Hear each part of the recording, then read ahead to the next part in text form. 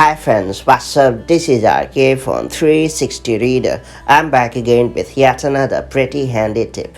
As of now, I'm going to talk about how to resize photos on iPhone and iPad. While the stock Photos app lacks the feature to let you resize images, there are some pretty handy third-party apps that can let you resize photos with ease on your iPhone or iPad. So just in case you are looking for a quick way to resize images on your iOS or iPadOS device, let me show you how it's done without having to shell out any bucks. Before getting started, make sure you have subscribed our YouTube channel and hit the bell icon so that you won't miss any update from 360 Reader. It's worth pointing out that in this guide, we are going to use a third-party app called Resize. It is available for free and allows you to resize images on your iPhone or iPad with ease. Once you have downloaded Resize app, launch it and then tap on the image icon that is located at the top left corner